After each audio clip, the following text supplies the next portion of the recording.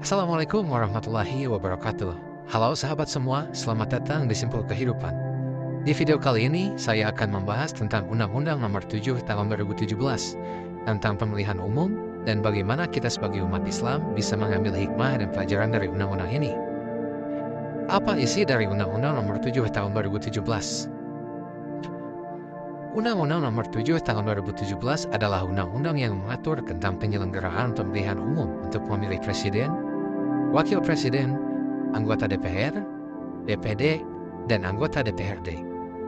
Undang-undang ini menggantikan Undang-Undang Nomor 8 Tahun 2012, Undang-Undang Nomor 15 Tahun 2011, dan Undang-Undang Nomor 42 Tahun 2008, yang tentunya sebelumnya mengatur tentang pemilihan umum.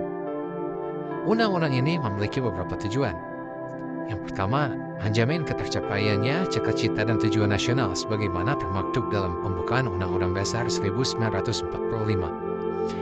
Menyelenggarakan pemilihan umum yang demokratis, berintegritas, dan berkeadilan untuk menghasilkan wakil rakyat dan pemerintahan negara yang berdasarkan Pancasila dan Undang-Undang 1945. Ketiga, menjamin tersalurkannya suara rakyat secara langsung, umum, bebas, rahasia, jujur, dan adil.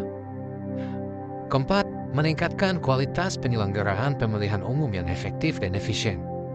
Dan yang kelima, mendorong partisipasi masyarakat dalam pemilihan umum. Nah, dari tujuan-tujuan tersebut, kita bisa mengambil beberapa hikmah dan pelajaran sebagai umat Islam. Apa saja? Yang pertama, kita harus menyadari bahwa pemilihan umum adalah salah satu sarana untuk mewujudkan kedaulatan rakyat yang merupakan amanah dari Allah Subhanahu wa Ta'ala. Allah Subhanahu wa Ta'ala berfirman dalam Quran Surat An-Nisa ayat 59. Ya ayyuhalladzina amanu ati'u Allah wa ati'u Rasul wa ulil amri minkum فإن تنازعتم في شيء فردوه إلى الله والرسول إن كنتم تؤمنون بالله واليوم الآخر ذلك خير وأحسن تأويلا. Yang artinya, hai orang-orang yang beriman, taatilah Allah dan taatilah Rasul, dan ulil amri di antara kamu. Kemudian jika kamu berlainan pendapat tentang sesuatu, maka kembalikanlah ia kepada Allah dan Rasul-Nya. Jika kamu benar-benar beriman kepada Allah dan hari akhir, yang demikian itu lebih utama bagimu dan lebih baik akibatnya. Dari ayat ini, kita bisa mengambil serta memahami bahwa Allah memerintahkan kita untuk taat kepada ulil amri. Apa itu ulil amri? Ulil amri yaitu orang-orang yang berwenang di antara kita, seperti pemerintah, pemimpin, dan sebagainya. Namun, ketaatan tersebut harus sesuai dengan Al-Quran dan As-Sunnah. Jika ada perdebatan atau perbedaan pendapat, maka kita harus dikembalikannya kepada Allah dan Rasul-Nya sebagaimana sumber hukum tertinggi. Oleh karena itu, kita harus memilih pemimpin dan wakil rakyat yang memiliki komitmen untuk menjalankan ketentuan Islam dan menegakkan keadilan. Kita juga harus mengawasi dan mengkritisi kinerja agar mereka sesuai dengan amanah rakyat dan ridha Allah.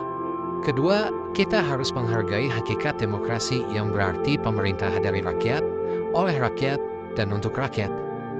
Di dalam Islam, demokrasi tidak bertentangan dengan konsep kepemimpinan, yaitu kepemimpinan yang berdasarkan musyawarah. Allah Subhanahu wa Ta'ala berfirman dalam Quran Surat Asy-Syura ayat ke-38. والذين استجابوا لربهم وأقاموا الصلاة وأمرهم شورى بينهم ومما رزقناهم ينفقون. Yang artinya, dan mereka adalah orang-orang yang menjawab seruan Tuhannya dan mendirikan sholat. Sedang urusan mereka diputuskan dengan musyawarah di antara mereka. Dan mereka menafkahkan sebagian dari rezeki yang kami berikan kepada mereka. Dari ayat ini, kita bisa memahami bahwa Allah Subhanahu wa Ta'ala menyukai orang-orang yang menjalankan urusan mereka dengan musyawarah, yaitu proses pengambilan keputusan yang melibatkan pendapat dan persetujuan dari semua pihak yang terkait. Musyawarah adalah salah satu ciri khas dari demokrasi. Ia menghormati hak, dan tanggung jawab setiap individu dan kelompok dalam masyarakat. Oleh karena itu, kita harus menghormati hak suara setiap warga negara dalam pemilihan umum, tanpa membeda-bedakan suku, agama, ras, atau golongan. Kita juga harus menghormati hasil pemilihan umum yang sah dan konstitusional, tanpa melakukan kecurangan, kekerasan, atau intimidasi.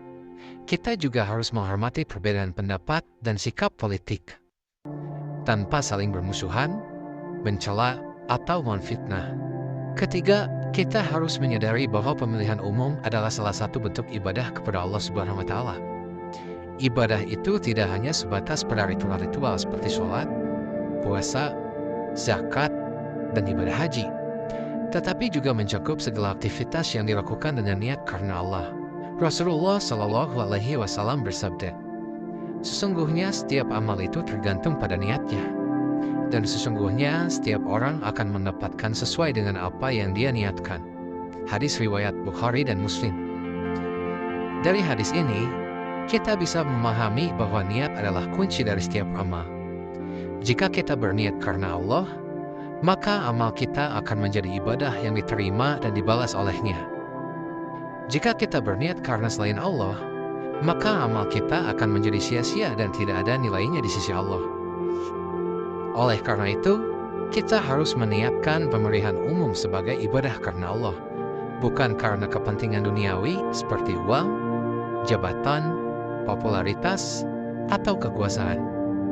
Kita harus meniatkan pemilihan umum sebagai sarana untuk mewujudkan kemaslahatan umat, bukan sebagai ajang untuk memecah belah atau merusak persatuan. Kita harus meniatkan pemilihan umum sebagai amanah yang harus dipertanggungjawabkan di hadapan Allah, bukan sebagai hak yang bisa disalahgunakan atau diselewengkan. Nah, itu dia beberapa hal yang bisa saya sampaikan pada kesempatan kali ini. Demikianlah beberapa hikmah dan pelajaran yang bisa kita ambil dari Undang-Undang Nomor 7 Tahun 2017 tentang pemilihan umum. Semoga kita bisa menjadi umat Islam yang cerdas, bijak, dan bertanggung jawab dalam berpartisipasi dalam pemilihan umum. Semoga kita bisa menjadi umat Islam yang berkontribusi positif dalam pembangunan bangsa dan negara. Semoga kita bisa menjadi umat Islam yang mendapatkan ridho dan rahmat Allah di dunia dan di akhirat. Amin ya Allah ya Rabbal Alamin. Sekian video kali ini. Billahi taufiq wal hidayah. Assalamualaikum warahmatullahi wabarakatuh.